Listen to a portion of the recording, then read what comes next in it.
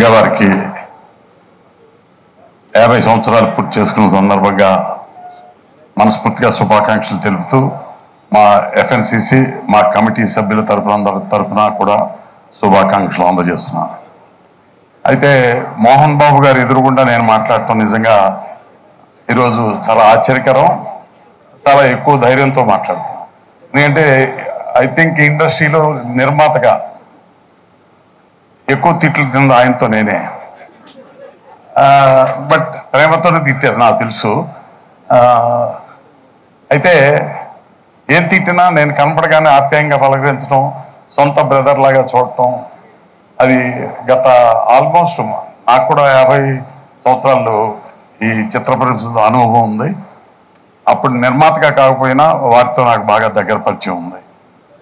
మొదటి నుంచి వారు ఇందాక చెప్పినట్లుగా చాలా నిర్మోహమాటంగా నిజాయితీగా యాక్ట్ చేయటం, స్క్రీన్ మీద కూడా నిజాయితీ కనపడటం ఆయనకే సాధ్యం.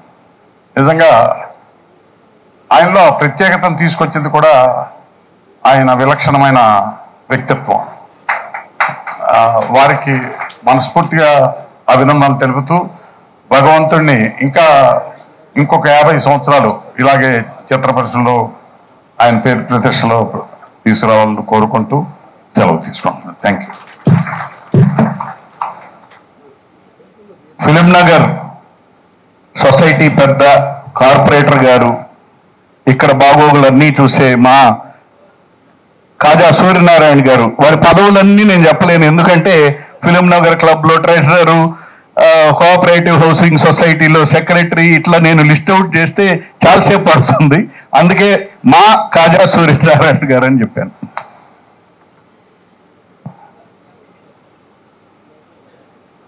మోహన్ బాబు గారు ఎదురుగుండా కూర్చొని మాట్లాడాలంటే నాకు కొంచెం భయమే. ఎందుకనంటే ఆయన ఈ 50 సంవత్సరాల సినీ చరిత్రలో దాదాపుగా 40 సంవత్సరాలు నేను ఆయనతో పాటే, ఆయన ఇంట్లో కూడా చాలా సంవత్సరాలు ఉండ. ఇట్లందరూ కూడా చిన్న పిల్లలు. నాకు ఆయనకున్న సంబంధం ఆయన ఇంట్లో ఒకటిగా ఉండే సంబంధం కానీ సపరేట్ సంబంధం కాదు. ఇవాళ ఇండస్ట్రీలో ఇద్దరు అన్ని క్యారెక్టర్లు వేసి మెప్పు పొందిన ఆర్టిస్టులు ఇద్దరు. ఒకడు ఎన్టీ రామారావు, రెండు మోహన్ బాబు గారు.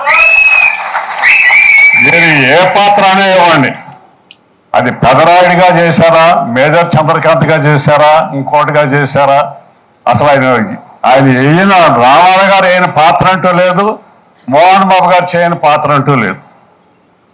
మోహన్ బాబు గురించి చాలా మంది అనుకుంటారు, అమ్మో అనుకుంటారు. ఆ లోపల ఉన్న మోహన్ బాబు చాలా మంచాడు. ఎంత మంచాడంటే ఎవరి కష్టాన్ని చూడలేడు.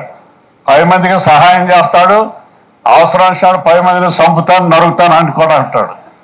అంత వద్ద ఏం చేయడు, చాలా మంచాడు. నాకు తెలుసుగా 40 ఏళ్ళు ఆయనతో జీవించి వీళ్ళు చిన్నపిల్లల్లో ఉండగా కూడా నేను ఎక్కువగా వాళ్ళ ఇంట్లో భోజనాలు చేసేవాడిని, టిఫిన్లు చేసేవాడిని. నాకు అంత క్లోజ్ అయినా నేను ఇంత ధైర్యంగా మాట్లాడుతున్నానంటే సగం ధైర్యం ఆయన దగ్గర నుంచే నేర్చుకున్నాను.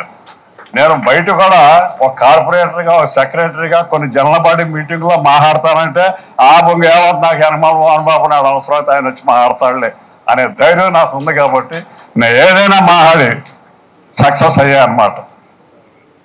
ఇంకా ఎంతకంటే ఎక్కువ మాట్లాడతాం బాగోదు.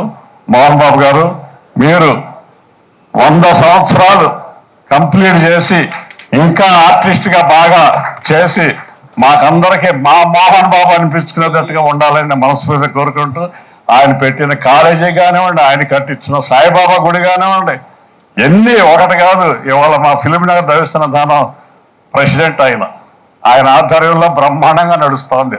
ఆ దేవి సన్నిధానం 18 మంది దేవుళ్ళు ఆయన ఆశీర్వదిస్తూనే ఉంటున్నారు రోజు.